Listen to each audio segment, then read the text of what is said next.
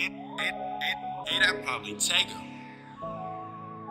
What's up, everybody? I'm Justin Miller, representing Geek Physiques, and I'm coming to you right here in Tupelo, Mississippi, right here in the building of United Fitness here in Tupelo. As you guys know, I'm always saying something about United Fitness. Guys, this is where I'm training at now. Geek Physiques is still going on, but come by at United Fitness if you want to get in shape, you want to look better, you want to feel better, you want to sleep better, even if you want to just feel better. Doing personal training, doing group classes. We offer group classes at 5:30 a.m., 8:30 a.m., and 5:30 p.m. That's every day of the week, guys. If you come by, ask for Mr. Larry Hill or Justin Miller, and we'll be sure to take care of you. Also, we offer classes for amateur athletes from the ages of 8 and up. We offer those classes here at United Fitness. If you want to know about those classes, inbox me or come by United Fitness here in Tupelo. It's right directly behind Rebound Therapy here in Tupelo, Mississippi. So now, I've told you guys that. Let's get down to the brunt of this video. So I've heard people talk about it, had some people come to me and talk about weightlifting plateaus. Why am I not getting stronger? What does it take to get stronger? Things of that nature. Guys, I'm gonna go ahead. Let me preface this by saying I'm 100% natural weightlifter. That's nothing. I don't take anything but protein. That's 100%. So this advice I'm giving to you is something that anybody can use. This ain't anything anabolic. It ain't nothing that's enhanced. This is like legit natural, just meaty information. So I'll start by saying this. When it comes down to weightlifting, I'm gonna give you the scientific basis of it. You have to train your central nervous system, CNS. You have to train your central nervous system by overloading it. You have to put heavier loads on than your body's accustomed to. That's naturally what makes you stronger, because your body, the nervous system has to adjust to the external weight that's being put on it, that's being loaded onto your body. So if you never overload your body, you quite basically, frankly, you can't get stronger. Because if you're not overloading, then just maintaining or deloading is not going to improve you. That's why it's good to have a mixture in your aerobic training. It's good to have a mixture of heavy days, light days, and moderate days. It's good to have high rep days, low rep days, which that'll be like your high rep days will be volume days, your low rep days will be like power days, and your moderate days will be strength days, just keeping that strength going. You have to have a balance of that within your weightlifting program. And so the first thing is training that central nervous system. To take on the external load, the extra weight that you're putting on your body outside of the weight that you carry yourself. So that's the first thing. Second thing, I've already addressed it, is the overload. Okay, how do I overload my body within strength training? There are many ways. You can do negatives, drop sets, pyramid sets. Just to name 3 offhand that I know will help get you stronger. So what are negative sets? Negative sets may be, let's say you do 3 sets of 12 and you're doing a moderate weight. Okay, when you're doing that moderate weight, then you're getting a rep 8 and you're starting to struggle, but you're struggling to the point that you can finish off your last 4 reps basically by yourself. Now that last rep you may need a little bump, but you're basically finishing the reps by yourself. Okay, so when you do those 3 sets of 12, you've got through that portion of the weightlifting. All right, so to end it, we may do a set of 5 negatives or a set of 3 negatives. We may put, okay, I'm gonna use bench press for instance. If I can't bench press 315, I'm about a 300-pound bench presser. I can't bench press 315, so I just got done my set and my session, and I have maybe 1 really strong spotter, or preferably 2 strong spotters. I'll load the bar with 315 on there, and I will gradually let the weight down on my chest, controlling the weight, trying to hold it. And I generally like to count out about a 5 to 10 second hold. So when I'm coming down, naturally your body's gonna be shaking, and that's that's the central nervous system kicking in.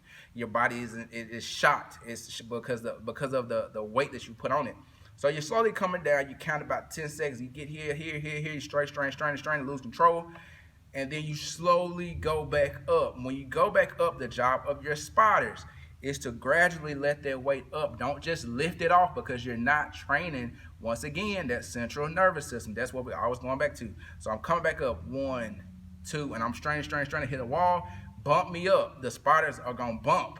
So you bump, and you push. You're probably going to be gassed at the end of at the top of that rep. The weakest point for most lifters is coming from the bottom. So about the midpoint of the rep range. Coming from the bottom, from the chest up. That's for most lifters, that's the weak point. So if I could get from here to here, from bottom to midpoint is usually where the wall is. So if I can get through there, I can groove on up. So when I talk about that in weightlifting, powerlifting, it's a term that's not used much these days. You have what they call a power groove. So when I'm lifting, I want to keep my elbows, of course, when I bench press, keep my elbows tucked, back tight, shoulder blades tight, keep that core tight and strong, because the stronger my core is, the more I can contract, the stronger I can become. Pushing those legs through the ground, gripping the bar like I'm trying to break it, and I'm coming straight here. And so once I'm coming from here, from the bottom, I'm straining and I'm pushing all that weight. I'm pulling those blades together, keeping those elbows tight, and basically contracting all the way through the lift, through the eccentric phase of the lift. Because as I'm coming down, I'm going through the concentric, because my muscles are tightening up, they're contracting. That's what concentric means. And eccentric, I'm just going back up and I'm extending. That's what eccentric means. I'm just extending those muscles back out. So we've gotten to addressing the central nervous system, overload through different sets, and then finally your mentality. Are you afraid, that your mind, are you afraid to push yourself and do the things necessary to be strong? Or do you just want to do enough and hope that supplementation in some cases will help you get over the hump? Guys, I know a lot of you watch YouTube. I know a lot of you guys may watch some of my videos, and you think, hey man, those guys are pretty strong. Not putting myself in that category, but those guys that I see on YouTube and different things are pretty strong. How did they get to that point? You have to go through the mental wall and overcome. You have to fail in the weight room in order to succeed. A lot of lifts that I do now, I can just about go back to how many times I failed them. I know when I was trying to bench press 315 in high school, I'm gonna shout out a couple people. If it wasn't for one of my friend Torian Creighton, if it wasn't for a guy named Kurt lifting over there, basically in the hood, in this box of a gym, I would have never got to that point, because I pushed myself. I lifted guys that were stronger than me. I wasn't afraid to try new things, and I just pushed the limits every day. And so now when I lift weights, even if I'm by myself, I don't do it as much. But even when I'm by myself, I push the limits. I strain myself, because my body now is accustomed to straining. And if I don't feel like I'm really pushing myself, I don't really feel like I'm lifting. Now, the difference is even when you're cutting or bulking, your lifting really shouldn't change. It should stay the same, because the amount of weight that you lift is actually an aid in what you're trying to do, whether it's gain weight or lose weight. The nutrition portion is 90% of it. The weightlifting portion is about 10%. And so when you can get over that hump mentally, then your body is naturally going to take you to the place that it's supposed to do. Okay, let's think about it. Guys that lift large amounts of weight, if you 400, 500 pound squatter, 300, 400 pound bench presser, 600, 700 pound deadlifter, I mean, your muscles naturally grow because they have to adapt to what you're doing. But you can never reach your goals if you never push yourself. So the thing is, guys, I'm going to leave you with this. Push yourself in the weight room.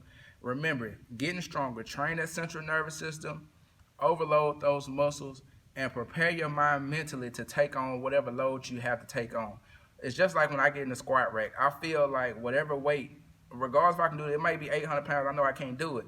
But whatever weight I put on there, I just feel in my mind, when I go down with it, I'm going to come up with it. And that's the thing you have to do, regardless if in the middle of the lift you're saying, oh my God, I'm not going to be able to do this. Still, remember, remain the same. Go down, come up. If you don't come up, that's a new bar to set for yourself, a new goal. Don't overdo it, but push yourself each and every day. And guys, do your best. That's all that you have. That's all you can do. Remember, results, no excuses. I'm Justin Miller, representing Geek Physiques. Until next time, see you guys later.